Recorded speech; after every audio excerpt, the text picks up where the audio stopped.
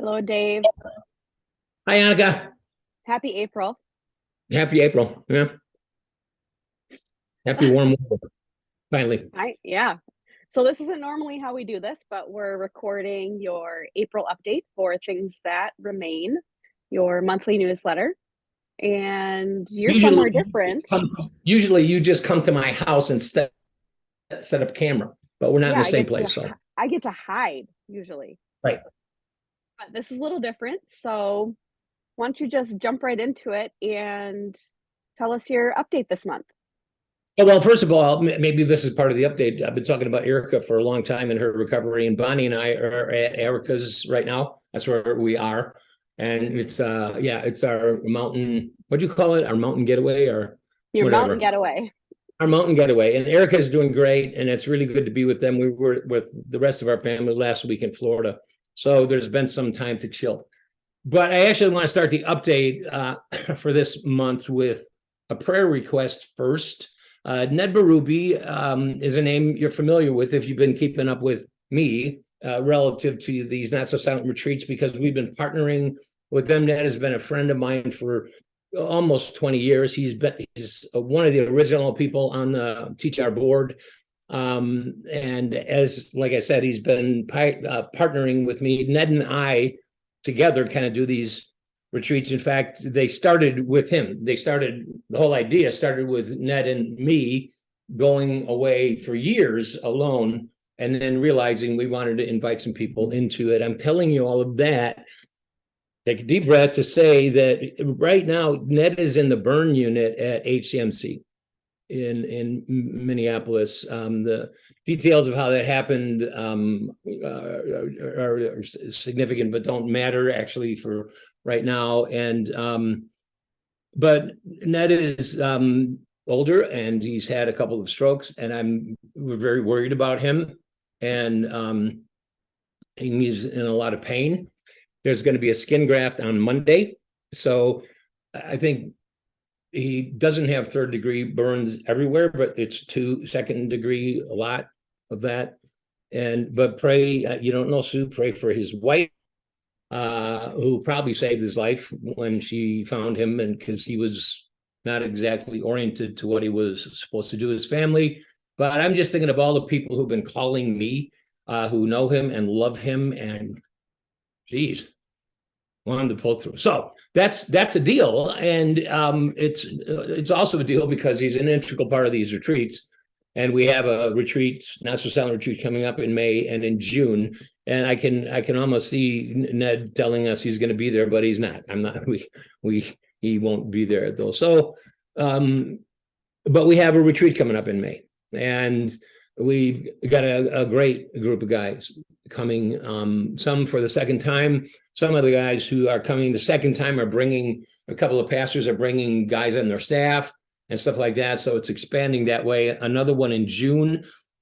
And some of the elders from Open Door, or former elders from Open Door, are going to be at that one. And I'm just enjoying what that's becoming. And but there's something over him because Ned's not going to be part of that. So I can't replace him. He brings an intercessory piece that I have, but not like him. And so just pray for how that goes. And most of the guys know him. Some of them don't. It's always a treat to watch people experience Ned for the first time. Is that Mr. Magoo over there? How did you find a homeless guy to come? Anyway, this is all love language for Ned. And by the end of the retreat, that's all they talk about is Ned Berube. So retreat's coming up. Pray for Ned. Even is there someone else who can kind of step into that role, not to replace him at all, but to kind of fill that role. I don't like doing them alone, and so just that's a thing.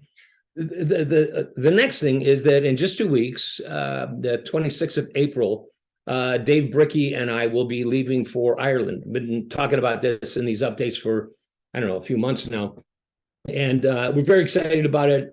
Last minute things are coming together, but Dave and I are going to be the team teaching. We're going to team teach at a men's retreat.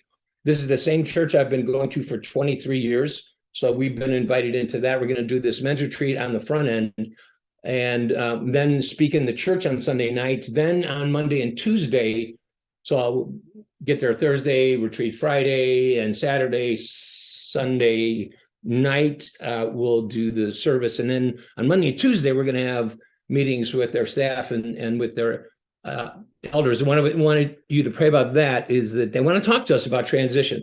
And they're in a place of some transition from older to younger, and how do you let go? And I just think Dave and I have a lot to say about that, and can help. And I'm telling you too, I have this fantasy that bringing Dave, I think they're going to love him. I just think they're going to love him. I know they are. And I know their new pastor, Pablo. When we first met, I said, I got to bring Dave because you two guys are going to be friends.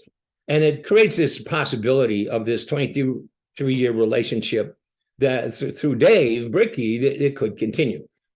I'm not putting pressure on Dave, but if he doesn't do it, he's an idiot. So anyway, the other thing, I was going to say, pray for me being with Dave Bricky this long, because he's really kind of needy and clingy. So, and just so you know, if you know anything about me, that's my love language, giving him crap. So anyway, it's going to be delightful. Another thing, third thing, here are these videos that we've been doing, Annika, you and I, and we just posted our 17th.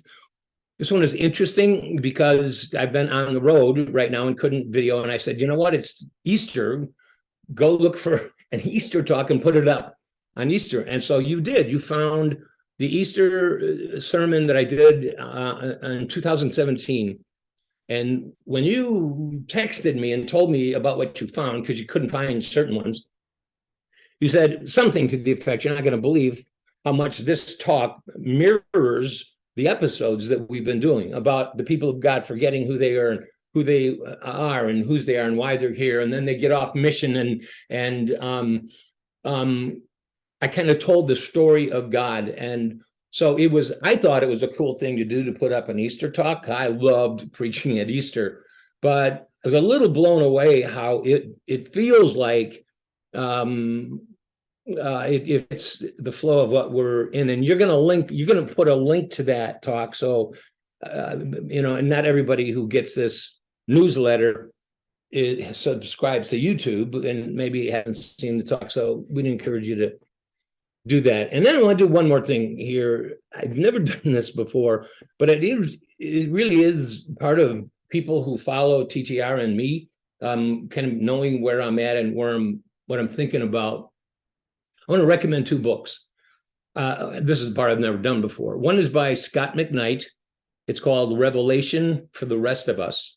It's about the book of Revelation, but he unpacks it in a way that's very consistent with something I did back in 1999 when the Y2K thing was happening.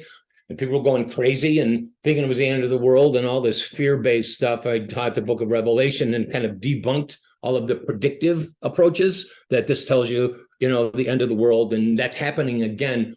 Really good book relative to identifying Babylon as being timeless. And then I can't go along here, but we live in Babylon. Right now, today, we live in Babylon. And the job of the church is not to make Babylon great again. It's to live as dissidents to Babylon in Babylon. That's our job. That's our mission. There were words that book provides for me that are very consistent with what we've been saying in these episodes. The second book is by Brian Zahnd, Zahnd. Kind of a new name to me, but probably not. A lot of people know him, I think.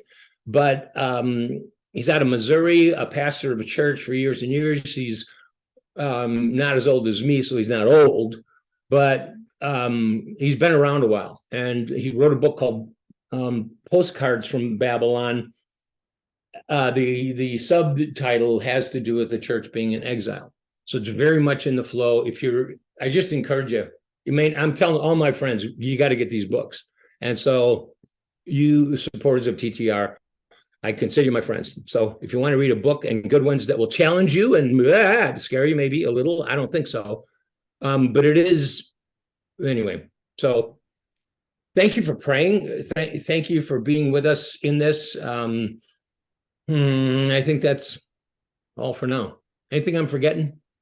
I don't think so. You hit all the bullets, Dave, and Okay. I'll link up the books that you talked about in the newsletter below as well, so you can just click right there, right below, and take you to Amazon that's how people buy books now, right?